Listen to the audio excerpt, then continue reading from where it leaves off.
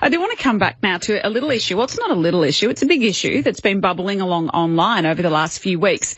And it involves dogs on balconies and a dog in particular. But if you've got an animal in a high-rise apartment, I'm not sure that that is the appropriate place for a dog, in particular a large dog and certain breeds of dogs. Maybe if you have a very elderly dog and it is a tiny dog and doesn't need to be walked twice a day, then maybe.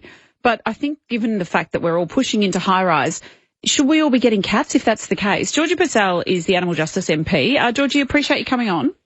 Good afternoon, Jack. Thanks for having me. That's all right. Now, I wanted to get you on because we've spoken about the horses in Mount Eliza, but this other issue involving this dog on the balcony, I believe you've been contacted about it as well. Yeah, that's absolutely right. And this is actually the second case in only a few months where I've dealt with a dog stuck on a balcony in inner city Melbourne. We're seeing more and more instances of it, of basically community policing by neighbours, of seeing animals that are suffering and getting absolutely nowhere with authorities, so taking the fight to social media. So what's happened in this particular case? The dog's got no shelter and it's a rather small area. Yeah, so this poor dog is living up essentially on a rooftop balcony. They're living in their own feces. There's barely any shade or shelter. They're there through all of the elements. They have only a kennel, which isn't always the best protection.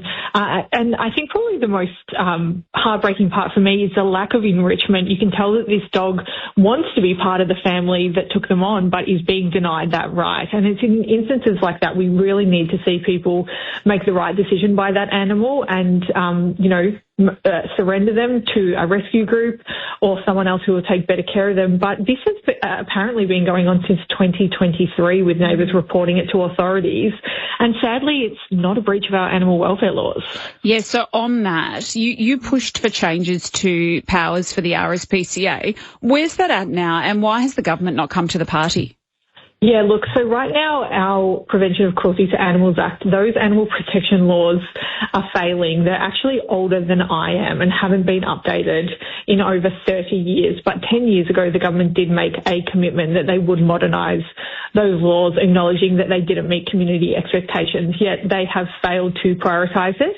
The draft bill exists, and something that we know is in the draft bill is something called a positive duty of care. So that would allow authorities to intervene sooner in instances just like this one, where it's not aggravated cruelty, but it's more of a neglect situation that is still creating cruelty, where an animal is not receiving shade, shelter, food, water.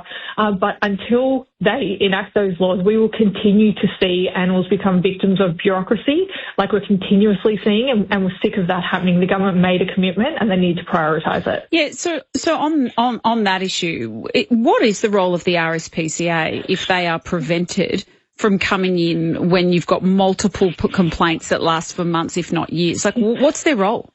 Yeah, look, so I would really encourage the RSPCA to at least visit this property, potentially inspect it, see if they can issue a notice to comply at the very least, so this person knows that they are on notice.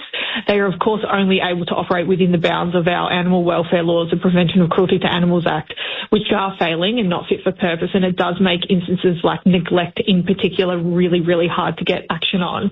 The other thing that we have done is also notified council about this. They obviously have some power under local laws when it comes to animals through their rangers and animal officers. The incident that we had a few months ago in Melbourne CBD with the little corgi on the balcony, we actually got an outcome on that by getting the City of Melbourne to act, not the RSPCA. I believe the two authorities worked together in the end, but they actually negotiated a surrender. So there's a role for numerous different bodies to play here. What we need is for somebody to take responsibility, and even if they're not seizing that animal under a breach of the legislation, at least getting the animals out of the care or the so-called care of the owner through an agreement, because that poor animal is obviously out there right now in this moment suffering, and it's just not good enough. We continue to receive correspondence every single day by the community in distress. Yeah, I agree. Georgie, thank you. That's Georgie Purcell from the Animal Justice Party.